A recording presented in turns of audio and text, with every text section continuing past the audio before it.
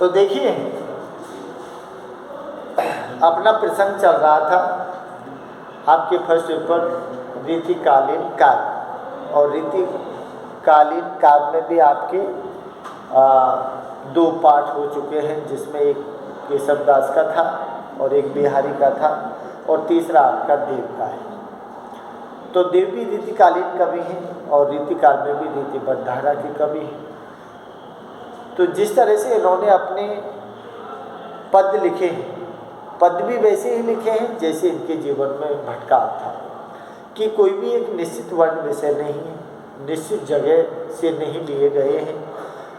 सब पदों में अलग अलग तरीका का वर्णन है, जिसका उदाहरण सब आपके सामने है कि आपने जितने भी पद पढ़े हैं कोई एक सीक्वेंस से है, एक वर्ण विषय है नहीं। तो ये फर्क किस चीज़ का है कि ये फर्क उसी का है कि उनके जीवन में भटकाव रहा है, तो उनका दिमाग मन है ना वो स्थिर नहीं रहा है। तो कभी कौन से विषय का ले लिया टॉपिक, कभी कौन से विषय का ले लिया।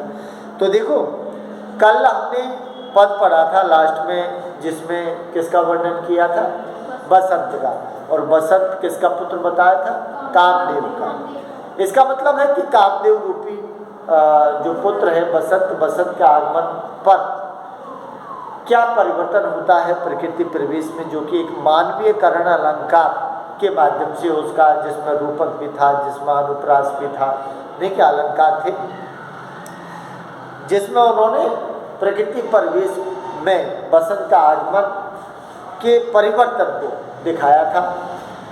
और अब जो है अगला जिसमें दिया है, फिर राधा और कृष्ण से संबंधित पद लिया है।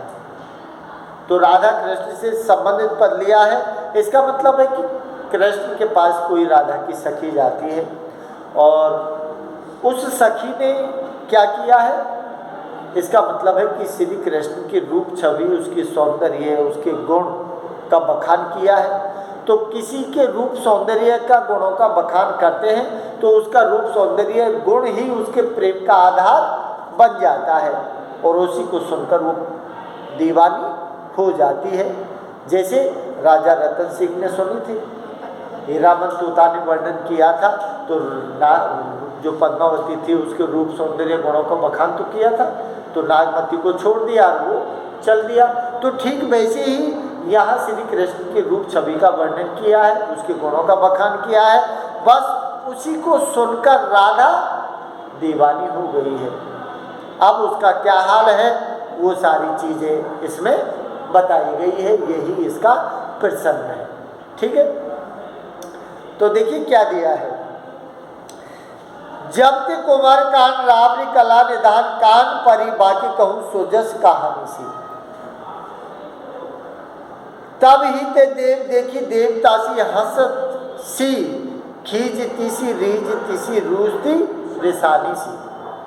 क्या कहता है, अरे कोई कवि जो उसकी सखी है ना, सहेली, वो क्या बोल रही है, उसकी सखी सहेली है राधा की, वो कहाँ जाती है कृष्ण के पास, और कृष्ण से क्या बोल रही है, उस बात को इसमें दिखाया है कि जब ते कुंवर कुंवर कौन है, नंदलाल है, और नंद बाबा का कुंवर है, कान कन्हैया, कि जब ते कुंवर कान राबरी दिया है आपकी, राबरी भी होता है आपका, राबरो आता है, कहीं राबरी आता है, तो इसका मतलब है आपके कला निधान का मतलब है कि कला का सागर है, कला का खजाना है तू, कौन, कृष्ण। और जब ते कुंवर कान, और जब से तेरे विषय में राधा ने सुना है ना, बस उसी क्षण से राधा दीवानी है तेरी।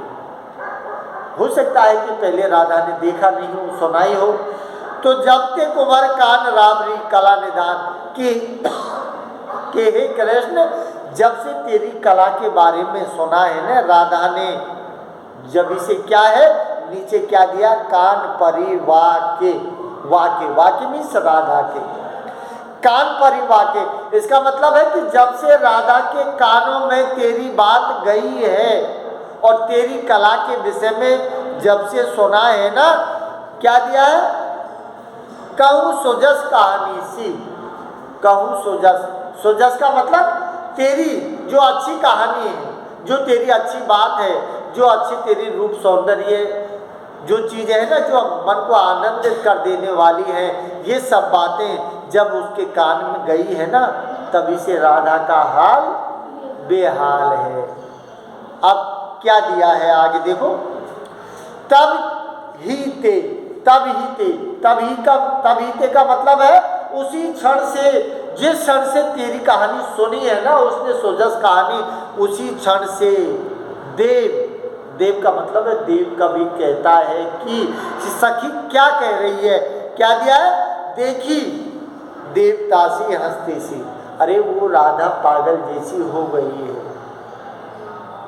क्या दिया है, देखी दिखाई देती है देवतासी हंसती सी, कभी तो वो देवताओं के समान दिखाई देती है, चुपचाप बैठी रहती है, और कभी वो पागलों की तरह हंसती रहती है। स्थिति हो गई है किसकी, राधा की। और कभी कैसी है, खींचती सी रीझती सी रूसती रिसानी सी। कभी कैसे लगती है, जैसे बहुत गुस्सा हो रही हो, खींचती कि खींचती सी रीझती सी। अरे कभी वो गुस्सा होती हुई दिखाई देती है, तो कभी वो रीझती, अरे कभी वो प्रसन्न होती हुई दिखाई देती है। रीझती का मतलब होता है प्रसन्न होना। तो खींचती सी रीझती सी रूसती, और कभी कभार ऐसी लगती है जैसे वो रूस कर बैठ गई हो, जैसे मान करके बैठ जाती है नायिका, वो भी उसी तरह से मान करके रूसी हुई सी लगती है। और कभी निशानी सी, और कभी कैसे लगती है, जैसे गुस्सा आ रहा हो उसको। ये किसकी प्रतिक्रियाओं की ओर इशारा किया है, राधा की प्रतिक्रियाओं की ओर इशारा किया है कि हे कन्हैया, कि जब से तेरी कला के विषय में सुना है ना, तभी से उसकी स्थिति क्या हो गई है, बेहाल है। तो वो दिखाई कैसी देती है, कभी देवता के समान दिखाई देती है, तो कभी वो पागलों की तरह हंसती हुई दिखाई देती है, कभी वो खींचती का मतलब है गुस्सा होना, और कभी रीझती, कभी प्रसन्न होती दिखाई देती है, और कभी ऐसे लगती है जैसे वो रूस गई हो, और कभी रेसानी, कभी फिर क्रोध में जैसी प्रतिक्रिया होती है ना, वैसे ही वो दिखाई दे रही है। कौन कहती है, उसकी सखी सहेली कृष्ण से इस बातों को बता रही है। आगे क्या दिया है, छोई सी छली सी छीनी लीली सी छकी सी छीन जकी सी टकी सी लागी थक ठहरानी सी, बींदी सी बंदी सी विष बूढ़ी सी विमोहित सी, बैठी व बकत बिलोकत बिकानी सी। अब आगे क्या दिया है, आगे दिया है छोई सी छली सी। छोई सी का मतलब क्या दिया है, अरे छोई सी का मतलब है जैसे वो दुखी हो। क्या दिया है, छोई सी छली सी, जैसे उसने किसी ने उसको ठग लिया हो। अरे जैसे किसी ने उसको ठग लिया हो, उस ठगपन के कारण वो क्या हो गई हो, दुखी हो गई हो। छीनी लीनी सी, और कभी कैसे लगती है, जैसे उससे किसी ने कुछ छीन लिया हो, कि छीनी लीनी सी छकी सी छीन। और कभी वो क्या है, प्रेम करने के कारण छकी सी का मतलब है छीनी, कमजोर दिखाई दे रही है। कभी वो छीनी कमजोर होती हुई दिखाई दे रही है, और कभी क्या दिया है, जकी सी का मतलब है एक ही रट लगाती रहती है, कृष्ण कृष्ण कृष्ण। तो जकी सी एक ही रट लगाए जैसी दिखाई देती है, टकी सी, और कभी वो एक ही नज़र उठाकर देखती हुई दिखाई देती है, और वो हमेशा आपको ही देखती रहती है। टकी सी लागे थकी ठहरानी, और कभी कभार कैसी दिखाई देती है, लागे थकी, जैसे वो थक गई हो, परेशान हो गई हो। और ठहरानी का मतलब है कभी वो विरह वियोग में इतनी वो है आपके प्रेम की दीवानी। ठहरानी का मतलब होता है कांपती हुई उसका शरीर कंपायमान होता हुआ दिखाई दे रहा। ऐसी स्थिति हो गई है किसकी, राधा की। कब से?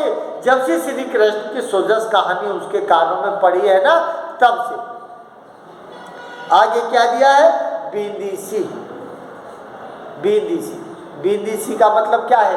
अरे बिंदी का मतलब होता है कि जैसे उसको तेरे प्रेम के बाणों ने बींद दिया हो। क्या दिया है? बिंदीसी। बिंदी का मतलब है वेदना। बिंदी का मतलब क्या है? वेदना। अब भेदा किसको है? अरे तेरी कृष्ण, तेरी जो बातें हैं ना, उसने उसको भेद दिया है। प्रेम के बाण से घायल है, बंदी सी। और कभी वो कैसे बंधी हुई दिखाई देती है? विष बूढ़ी सी। विष बूढ़ी, विष बूढ़ी का मतलब है कभी वो झर में डूबी हुई सी दिखाई देती है। विष, विष माने झर और बूढ़ी माने है डूबना। अरे कभी वो विष में डूबी हुई सी विमोहित, अरे वो तेरे प्रेम में पड़कर जहर में डूबी हुई सी दिखाई देती है। क्योंकि जब प्रेम होता है ना, तो उसकी स्थिति पागल जैसी हो जाती है। कोई घर वाले कुछ कहते हैं तो वो अच्छी नहीं लगती, कुछ खाता है तो वो अच्छी नहीं लगती, कोई कुछ सुनाता है तो वो अच्छी नहीं लगती, जो तो हमेशा वो पागलों की जैसी स्थिति होती रहती है, जैसे राधा की हुई है। बैठी वह बकत, और कभी कभी वो अकेली जैसे पागल प्रतिक्रिया करते हैं ना, बकते रहते हैं, कछु कहते रहते हैं, ऐसे ही बैठी वह बकत। अरे वो बैठी रहती है और वो बकती रहती है, लेकिन कोई ध्यान नहीं देता, क्योंकि पागल है। पागल को कोई ध्यान देगा? नहीं देता। तो बैठी वह बकत, अरे वो बैठी हुई बकती हुई सी दिखाई देती है, बिलोकत बिखानी सी। और कैसी दिखाई देती है? जैसे वो तेरे हाथ बिक गई हो। क्या दिया है? बिलोकत। बिलोकत का मतलब है दिखाई देना। बिकानी सी का मतलब है बिक जाना। अरे ऐसा लगता है जैसे कृष्ण तेरे प्रेम के हाथों वो बिक गई हो, और बैठी बैठी वो कुछ भी कहती रहती है। इस तरह से जो राधा है, राधा का जब से राधा ने श्री कृष्ण के पक्ष में जो भी बातें सुनी है, उसकी कहानी सुनी है, उसके सोजस की कहानी सुनी है, उसके कानों में पड़ी है ना, तभी से राधा की स्थिति हाल बेहाल दिखाया है। उसी स्थिति का चित्रण जो है उसकी सबकी सहेली ने कृष्ण से जाकर वर्णन किया है। ये ध्यान रखना, ठीक है? समझ आ गई बात?